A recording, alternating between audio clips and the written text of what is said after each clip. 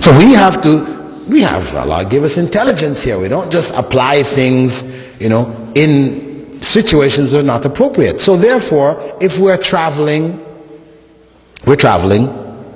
on the journey, we stop in a place, we can go out and pray with our shoes on, no problem.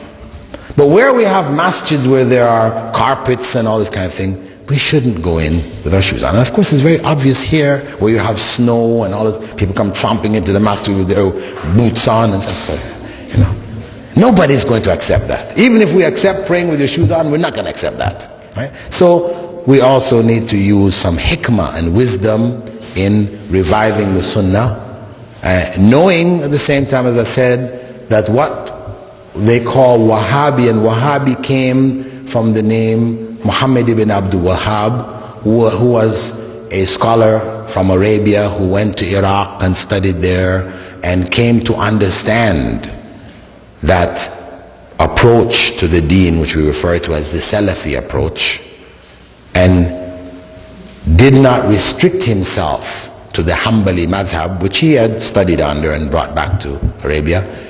He opposed tawassul, that is praying to the Prophet ﷺ or through the Prophet ﷺ. He opposed it, and he opposed going to the graves of the saints and these type of things. This movement that he began was a revivalist movement to try to bring people back to Islam as it was revealed to Prophet Muhammad ﷺ. But he was doing it at a time when the mass of the ummah was astray. So when they saw him calling to these things, he appeared to them to be deviant. And his followers, for example, when they came in and conquered Mecca and Medina in the 20s, and they went into the graveyards of Mecca and Medina, and they tore down all of the gravestones and the huge buildings that they built over the graves, huge structures, domes and things. If you see pictures of the graveyard, in that time it looked like a city. Cities, houses built over the dead. So they went in there and they destroyed it all. The Muslim Ummah screamed out at this time, "What? These mad heretics, they're destroying our artifacts." They didn't know, they were ignorant that Prophet ﷺ told Ali to go and level every grave he found more than a palm's width above the ground. Level it. Break all the idols and level the graves. They were ignorant of it. So the movement appeared to be a heretical movement, and that's why they gave them this label, Wahhabi, which came to mean heretic. Ahl Hadith, of course, this term was used by the Hadith scholars. Imam Malik in his time, they were referred to as Ahl Hadith. All the great scholars, Bukhari, these are Ahl Hadith. Obviously it's a good thing. The Ahl Hadith were the people who stuck with the Sunnah, authentication, all these kind of things.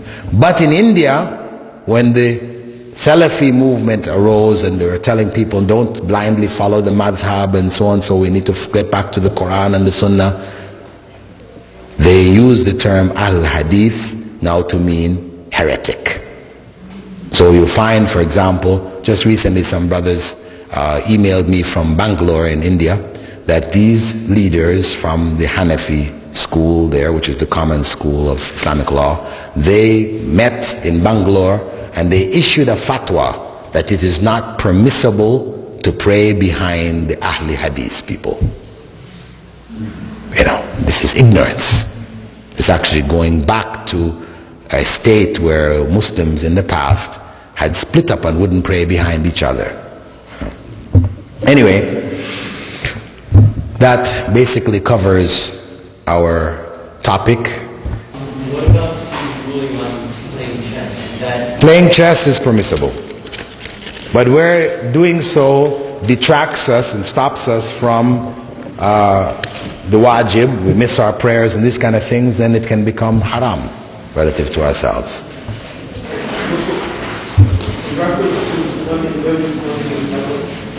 Huh? Later? Okay.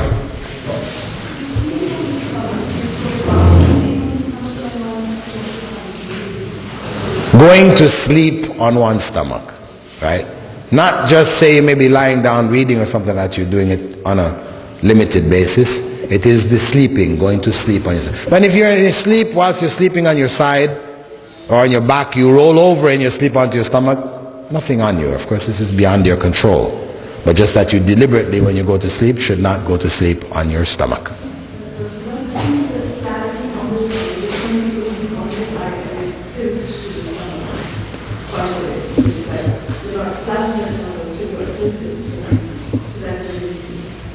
No.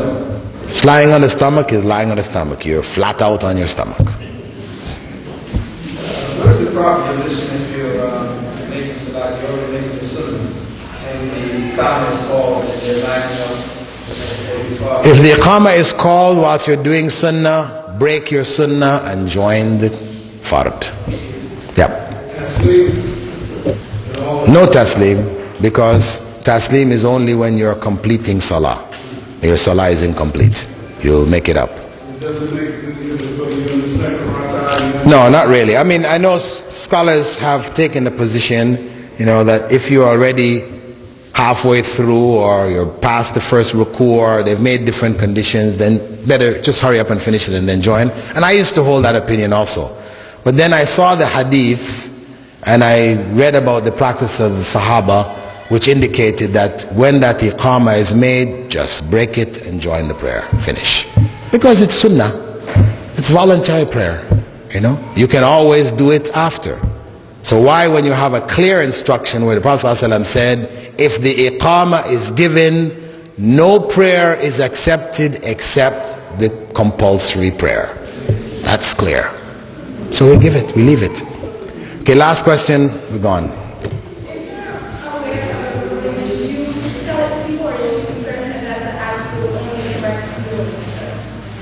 If you're aware of a ruling, should you tell it to people before confirming for yourself that it is the correct ruling? Yeah, you should confirm first. Shouldn't tell it to people. If you know it's something which is different from what everybody else is doing, then you better find out the evidence for it, so you don't end up and tell people, no, you shouldn't do that. Why? Oh, I heard. You heard, please. Please. No, otherwise we have confusion here. If we have a hadith, we have Quran, we have practice of the Sahaba, we need to, if we're going to tell people things, we need to bring that along with it. Give them the evidence. Right? Inshallah. Subhanakallahumma bihamdika, nashhadu an la ilaha illa ant, nastaghfiruka wa natubu ilayk. Alhamdulillah, wassalatu wassalam ala rasulillah. I hope that you all found the examination easy.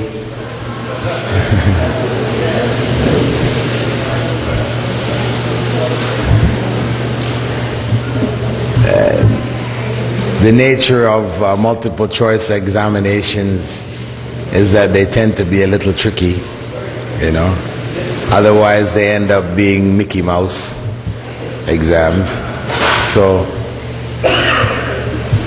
there had to be some twists here and there, but inshallah you recall the material and were able to answer it easily enough, inshallah. The passing grade would be 60%. And inshallah the papers are being marked now. Maybe some of you will be able to find out what your marks were, but otherwise the marks will be sent to you along with the certificates. Okay, we have about half an hour, or about 3/4 of an hour to do our final session of questions and answers, Q&As. But just for the sake of everybody else, if you have a digestive condition such as colitis, when you pray and you have gas, meaning that you're passing gas on a constant basis, and it's something which has been diagnosed medically, what does a person do in such cases? Of course, what they do is they make wudu, and they go ahead and pray.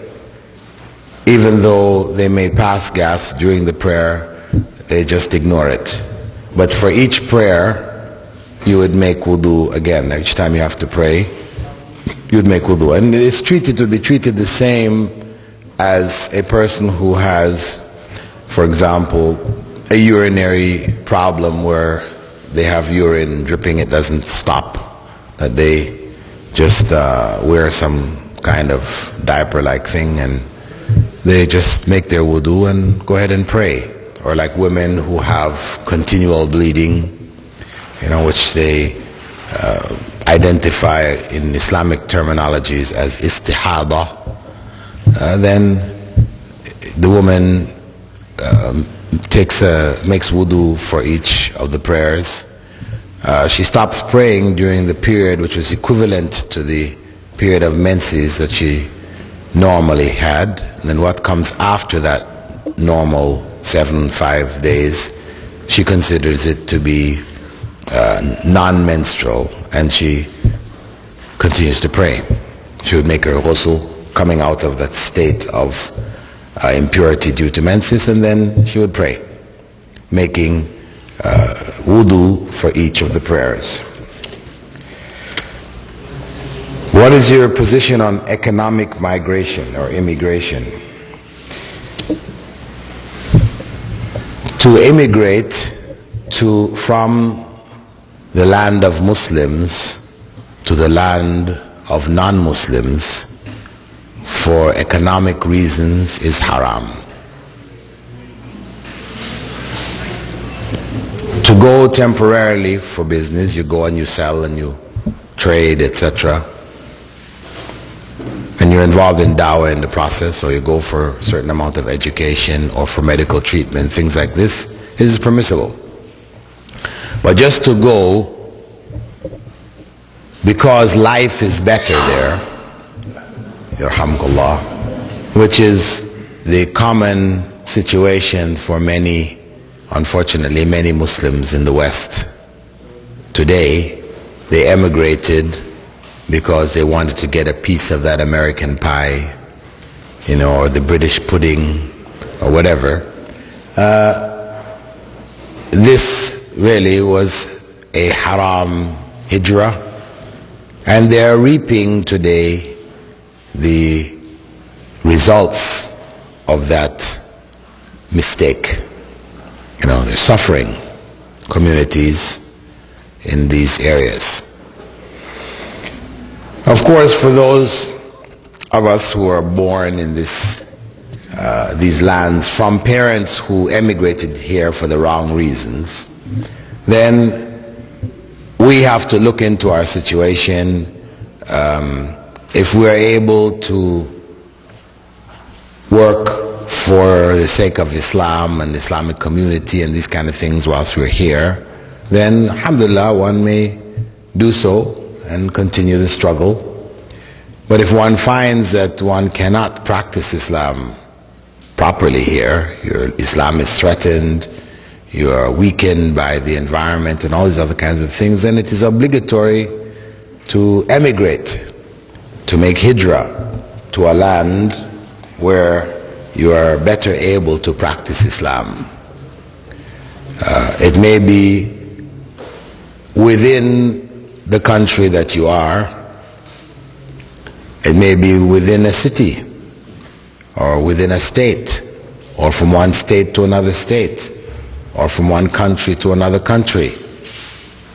The hijrah itself could come in a number of different formats, and one makes that decision and does the hijrah for the sake of Allah.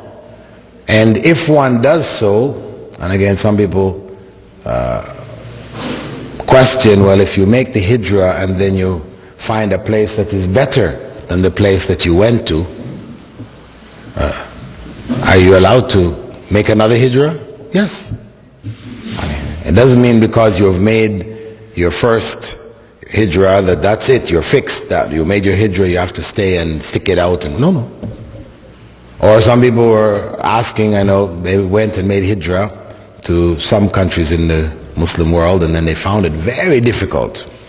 And they found things they didn't expect, and they found it was really not a good situation. So they had to come back to America. And people were telling them, you made hijrah and came back, and this is haram, you can't do this. Well, no, of course. If you go and you find that you're not able to do what you set out for, then of course you go back, regroup, work a bit more, get some more money, and give another try.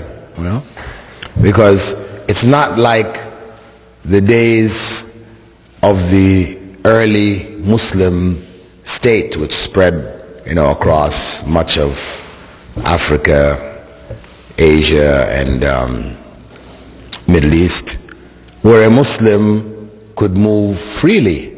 You go to a place and you stay there. People came into Mecca for Hajj and they just lived there. They never went back. It's not like that.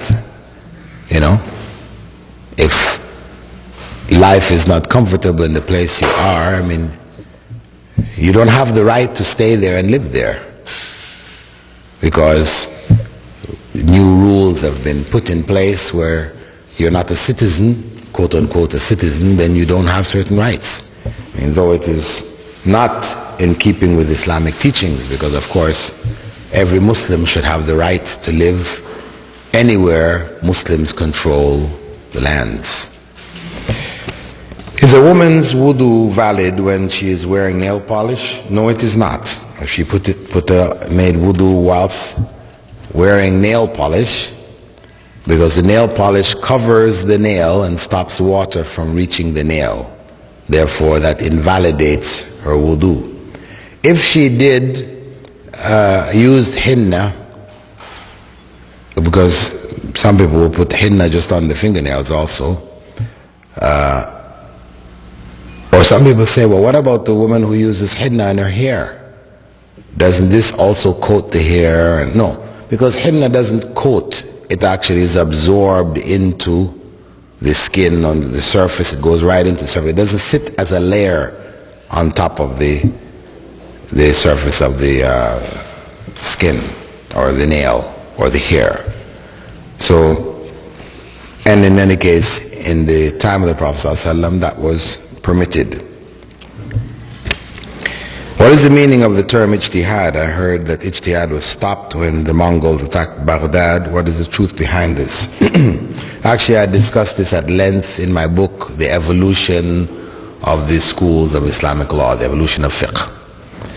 That after the sacking of Baghdad, the scholars of the time who were heavily into madhab fanaticism, where the schools of Islamic law had become like separate religions.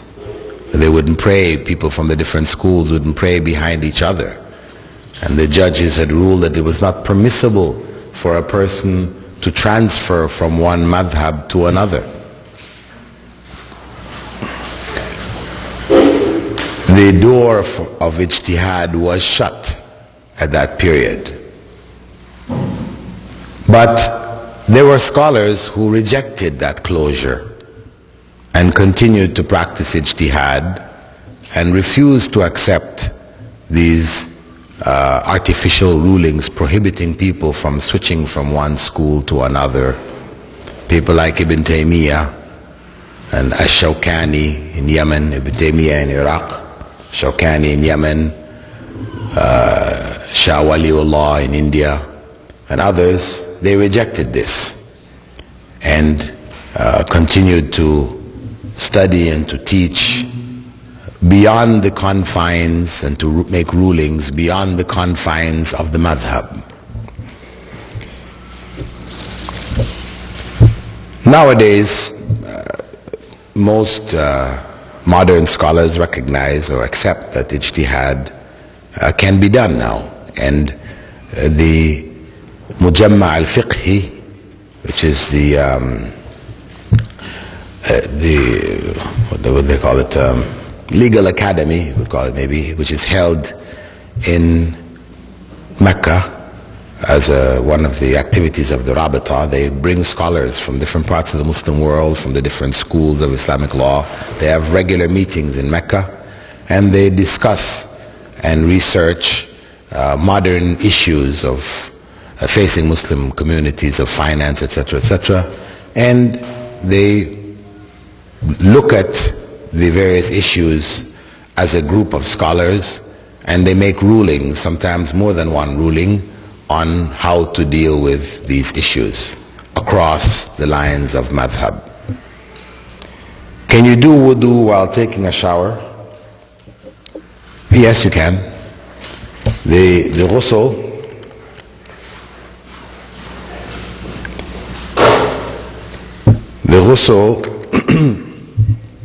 from janaba, as was the practice of the Prophet ﷺ, was to make wudu after washing one's privates, to make wudu and then to put water completely over the whole body.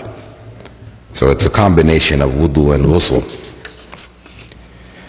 When two authentic hadiths conflict, what should one's position on this be? Well, the basic position is that we should try to blend the two hadiths together, work with both of them together by interpreting one as being general and the other one as being specific. Right, where you have two authentic hadiths which conflict or appear to conflict. This is, of course, after determining that the two are in fact authentic. For example, one hadith says, whenever you come in the masjid, you should make 2 rak'ah before sitting down. Another hadith says, one should not pray after Fajr Salah until the rising of the sun. In the middle of the day, after Salatul Asr until the setting of the sun. So now if you come into the masjid after Salatul Fajr, right, you've prayed Fajr, you went home and you came back in the masjid, for example, you decided you want to read some Quran. The rule is that you're supposed to make 2 rak'ah, but Prophet ﷺ had also said you shouldn't pray until the rising of the sun. Also, he prohibited praying while the sun is rising, while the sun is setting. There's 5 times actually that salah was prohibited. In this circumstance, you would go ahead and pray those 2 before sitting. This is how those 2 hadiths are brought together, in that the one which says that you shouldn't pray in those times, this is for prayer which has not been specified. There's no instruction or recommendation for that particular prayer. It's just what they called voluntary prayer which has not been specifically specified. You just feel like making 2 rak'ah. Or you want to do dua al-istikhara, for example. So you want to make 2 rak'ah and then make this. No. These times, you would not make any other prayers. But if you're coming in the masjid, you should make the 2 before sitting. There's a requirement here now. And we know this, that this is the case because Prophet Muhammad ﷺ on one occasion, after they had finished Salatul Fajr, a companion stood up to pray. So he asked him, what are you praying? So he explained to him that this was the 2 units of prayer of the Sunnah of Fajr which he had missed. So he remained silent and didn't object. His silence meant his consent. Also, we know that the wives of the Prophet ﷺ reported that on one occasion, Prophet Muhammad ﷺ, after praying Salatul Asr, came into the home and he started to pray 2 rakat. And they asked him, what is this, O Messenger of Allah? You told us after Asr we're not supposed to pray anything. He said, well, these were the 2 sunnahs after Dhuhr, which I was unable to make because a delegation had come to see me and discussing with them, I didn't get the opportunity. So he has prayed in those times and allowed prayer in those times where there was a specific instruction. Right? So qada, prayers of qada, whether you're making qada, which is make-up prayers of fard or of sunnah, prescribed sunnah, may be done in those times. But the time of the actual rising of the sun and the actual setting of the sun, and when the sun is in the middle of the sky, at this time one should not begin any prayers. Should not begin any prayers, because those represent the 3 times when it is absolutely forbidden. And the companions said that there were these 3 times that the Prophet ﷺ forbade prayer and forbade us even from burying our dead. So that added another level to that prohibition. Because of course burying the dead, somebody is dead, you finish the prayer, you should bury them. You shouldn't delay their burial. The Prophet ﷺ stressed, hasten to complete the burial. So the fact that he restricted them from burying at that time, it meant absolutely one should not begin any prayer at that time. Can you shake a man's hand if you're a man? If not, what is the best way to avoid it without offending the person? Well, I take it you're a woman asking. You shouldn't do so, and you should try to give, either by what we call body language, you can give some kind of sign. You have your hands behind your back when you meet the people. You know, this is a kind of like signal to people. You keep your hands. Their hands are coming out. You see it. Your hand is behind your back. There's no reaction happening. Sometimes that's enough for people to pick up you're not shaking hands, right? Or you know you're coming into a situation where people are going to be reaching out, so you get your hands busy with things. You're in school, you fill your hands with books, you walk around with your books. Or you just explain to them that, in my religion, we're not allowed to shake hands with males who are not our family members. That's what it is. And then if they want to know why, because sometimes this becomes a point for da'wah, they will say, yeah, why? And then you can use it to explain something about hijab and etc. At what age or time in her life should a Muslim girl begin to wear a full Muslim woman dress code including hijab? At the time of puberty it becomes compulsory, but parents should really start the children doing it from the earliest times, from the time they're 5, 4. Get them used to it from then.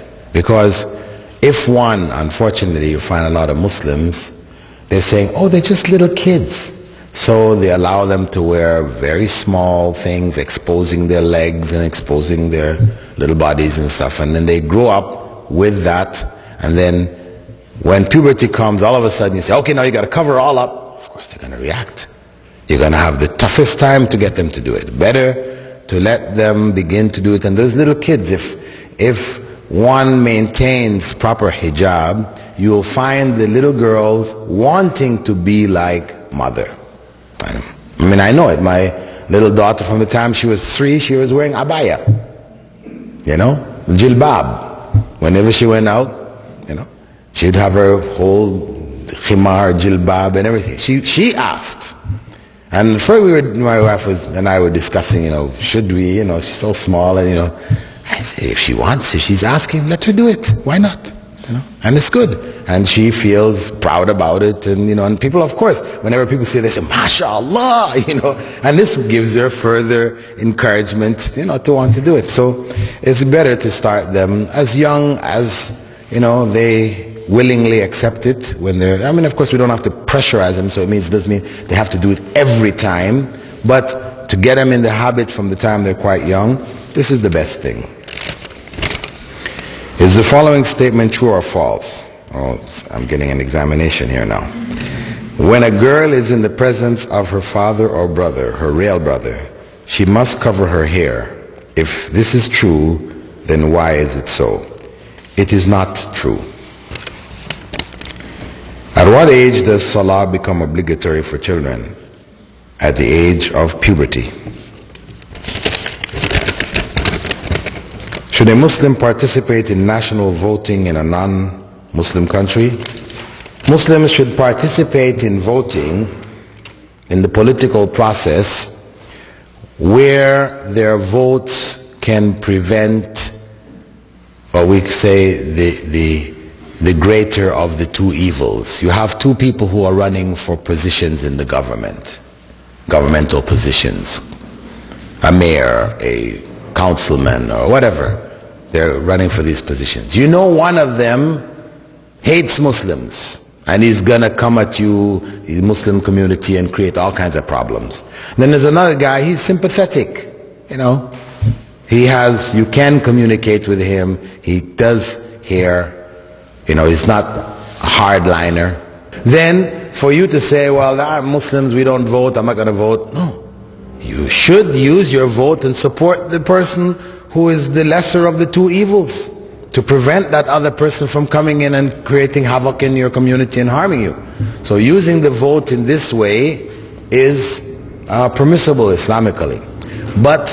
Or if one runs for some position as an independent, right, there's some slot open where it's possible, due to the numbers of Muslims in that given area, you could get your man in that slot, and he can do things for the Muslim community and on their behalf, as well as, you know, being just, he will do what's right for the non-Muslim community also. That's legitimate. But to join one of the parties, so you're going to be a Democrat, you know, or a Republican, you cannot do this. Because in joining these parties, you have to adhere to the manifesto of that party. And these parties all have open commitments to homosexuals and homosexuality, to defend homosexuality and so on and so. And it means you're signing in on that, you know, and other things, abortion and a variety of other things. You find yourself, you know, becoming a member of a party which calls to this, and you're expected to toe the party line. So it's not acceptable for a Muslim to join any of the existing Western parties, but in circumstances where it's possible to run as an independent, get in a position and help the Muslim community, in such circumstances it may be permissible. What is the ruling on television? Well, the ruling on television is that it's 95% evil, and maybe there's a 5% good. And remember what we said about universal welfare and how Islamic law functions, that when you find that the evil is preponderant, then it's better to remove it altogether. To say you're going to keep it for that 5%, you're just asking for it. You know? You're leaving the door open, you're leaving yourself open to harm. So, unless you know, for example, for the sake of the family, whatever, you watch Islamic videotapes or whatever, so you keep one television, which is a television and video, which you keep locked away. You only take it out when you have to watch these Islamic things, otherwise it's locked away. The kids don't have the idea that, you know, we do have this one television, and when mom and dad aren't in the house, they can get down and watch it. No. You don't want to leave that door open. You should have strict control over it. Because even the cartoons, you know, people say, well, it's just cartoons. Well, let them just watch cartoons. The cartoons, studies have been done of the cartoons, the amount of violence that is there in the cartoons. They've given statistical information showing that there is more violence in these cartoons than in the average, you know, Arnold Schwarzenegger movie, you know. known for its violence. These cartoons are much more violent, more violence per minute or per 60 seconds or per half a second, So there is evil in them. Furthermore, these cartoons, though we think that, okay, it's just simple, it's just it's cartoon figures for children's entertainment and so on, so the point is that these people have an agenda. There is an agenda there. So even the cartoon movies like Ants, or what's this one called, Shek or something? Shirk, or what's his name? Shirk? We call it Shirk, really. Anyway, these cartoon movies, dinosaurs, it's just dinosaurs. But hey, there is a love story going on there. People are kissing and all this kind of stuff. It's dinosaurs kissing, but hey, they're telling, their message is being sent here. There's no marriage going on, right? The answer, the point is that their values are being promoted and propagated, even in the cartoons. Values which are promiscuous values. They promote promiscuity. So we have to be very careful when dealing with the media. Is Salatul Witr Sunnah or Wajib? It is Sunnah. I know in the Indo-Pakistani, they have the subcontinent, they have this phrase to the effect that Witr Wajib, they call it, or something like this, and it's generally sort of looked at in that way, but it's not Wajib. In fact, the Prophet ﷺ was asked specifically, is Witr Wajib? And he said, no.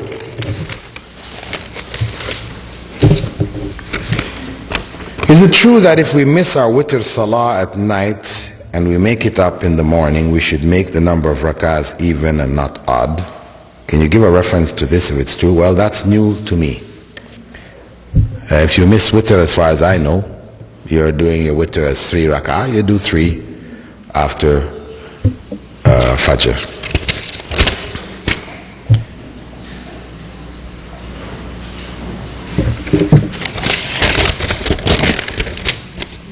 Under what conditions would it be permissible for a wali of a lady to tell her to divorce her husband? She's unhappy in her marriage. Well, if she's unhappy in her marriage and she wants to get out of that marriage, he can advise her to divorce her husband.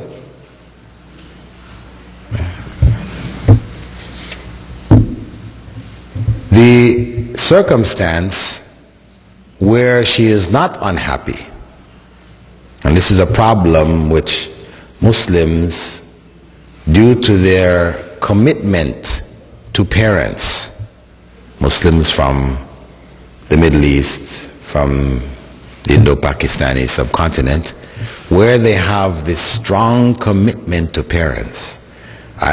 Cases come to me where, a brother says, listen, my father says I should divorce my wife. My mother says I should divorce my wife. She and my wife got into an argument, and my mother told me I have to divorce her. What should you tell such a person? You tell them no. They shouldn't. But of course there is a case in Islamic history where Umar ibn al-Khattab told his son, divorce your wife. And the son came to Prophet Muhammad ﷺ and asked him, my father said I should divorce my wife. And the Prophet ﷺ said, divorce her. So they say, here is the evidence.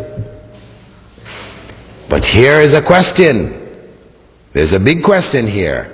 Can we take that as evidence for any parent to now go tell their child, divorce your husband, divorce your wife? Look at the circumstance here.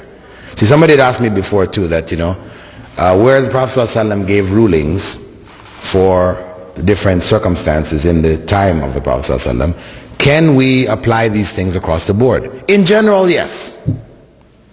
In general, when the Prophet ﷺ said, this is so, that is so, he approved this, so, this can be taken as a general permission for anybody to do it. Right? But there are certain times where the way in which this ruling has come, it is obvious if one reflects on it that this is unique to that circumstance. Abdullah ibn Umar, his father, as you said, Umar ibn al-Khattab, he told his son to divorce his wife. Now, if it was an obligation on him to do so, he would not have gone to Prophet Muhammad sallallahu alaihi wasallam. First point. He would have just obeyed. Because Abdullah ibn Umar was a person who was very strict on the sunnah. You know, you see all the narrations where, you know, companions are coming down on people for following opinions and not following the sunnah. Abdullah ibn Umar is right up there with those very strong narrations. So the fact that he took it back to Rasulullah sallallahu alaihi wasallam meant it was not an obligation. It was known not to be an obligation to obey one's parents in this regard. However, when he took it to the Prophet Muhammad sallallahu alaihi wasallam, the Prophet Muhammad sallallahu alaihi wasallam told him, follow your father's decision and divorce your wife. He is confirming that there is something wrong with that wife. Based on revelation from Allah to him, he is advising him to take his father's advice. His father Omar, who had very deep insight, he was known, Omar, known for his depth of insight. He saw in the daughter of his son evil. He saw evil, he saw harm there, and he told his son to divorce the daughter. And with the confirmation of Rasulullah sallallahu alaihi wasallam, he did it. Now, our times, if a parent tells a son or daughter to divorce their husband or wife, does she obey or he obey? No. Rasulullah sallallahu alaihi wasallam is not here to confirm it, that it's the right decision. You know, is mother or father like Umar ibn al-Khattab? No. So the condition for that decision, the conditions for that decision don't exist now, so we can't apply it. And it's important because a lot of Arab brothers I know run into this problem, and they end up divorcing their wives simply because the parents told them they disliked something happened in the family, they disliked the wife, and they said divorce her, and they feel obliged to go and divorce their wives. This is wrong.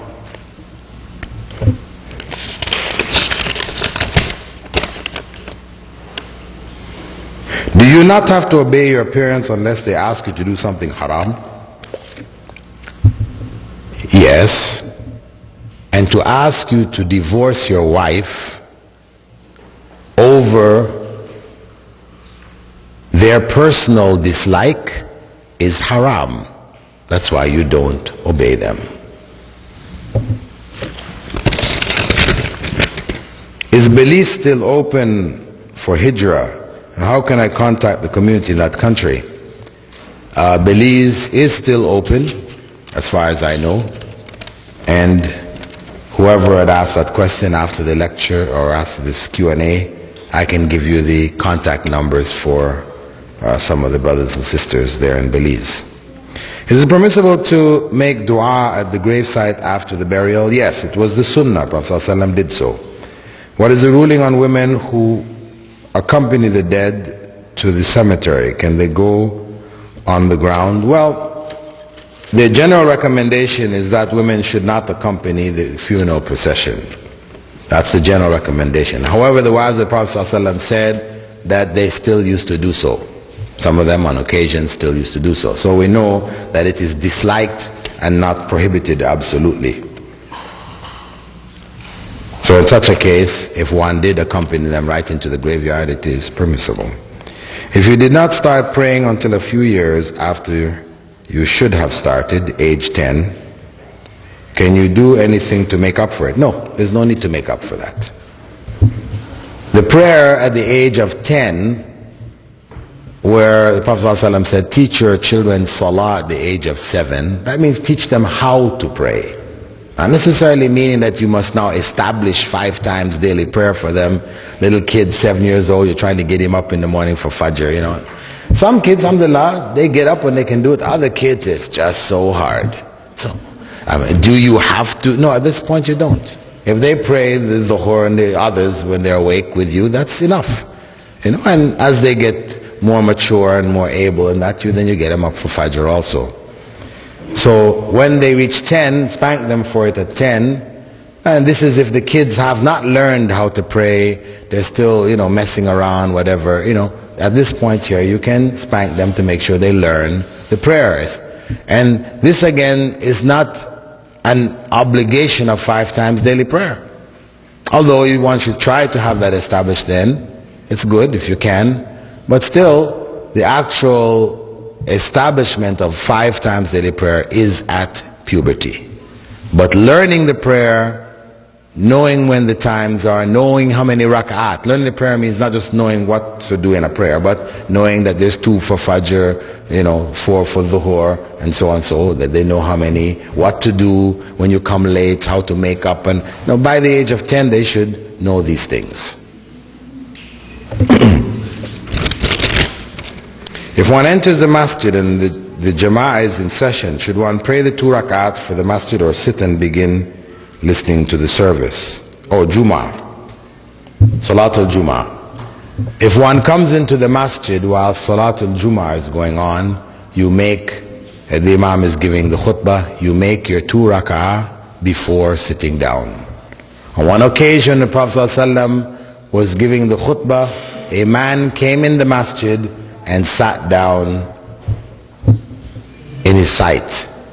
And he stopped his khutbah and asked the man, did you pray your 2 rak'at? And the man said, no. He said, get up and pray them. Okay? This is the evidence that it is a requirement, even whilst the khutbah is going on. Now, some people, you have some schools of thought, where they took the position that you shouldn't, you should just sit down. So they said, well, the reason why the Prophet ﷺ told this man to get up and to do this was because actually he was poor. He was a poor man. You know, his clothes were a bit raggedy or whatever. And the Prophet ﷺ wanted the rest of the companions to see him, see his state, so that they would donate, give some charity to him. Sounds nice, but there is no evidence for it. This is a made-up story, an explanation to escape the realities of the Sunnah and stick on to the decision of the madhab. Go ahead.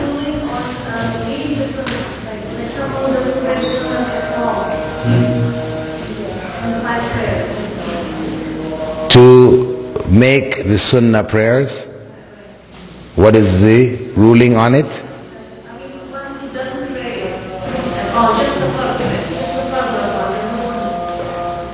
If one prays the Fard Rakat and doesn't do Sunnah, they have done the requirement of Islam. There is absolutely no sin. As the man who Prophet ﷺ had come to him and asked him, what is the requirements of Islam on me? And the Prophet ﷺ told him that, and he said, I will not do any less, nor will I do any more. And he said, he will go to paradise if he is truthful. Without any legitimate reason, if one only does the fard, that is sufficient. That is the requirement of Islam, and that's why it's called fard. Pardon? No, without witr. The person who does his 5 times daily prayer, fard, without doing anything of the sunnah around it, whether witr, whether the two, before sitting in the masjid, whether the two before the prayers and the two after. He doesn't do any of those. All he does or she does is the 5 times daily prayer. Exactly. That is a fulfillment of the requirement of salah in Islam. Will not be questioned.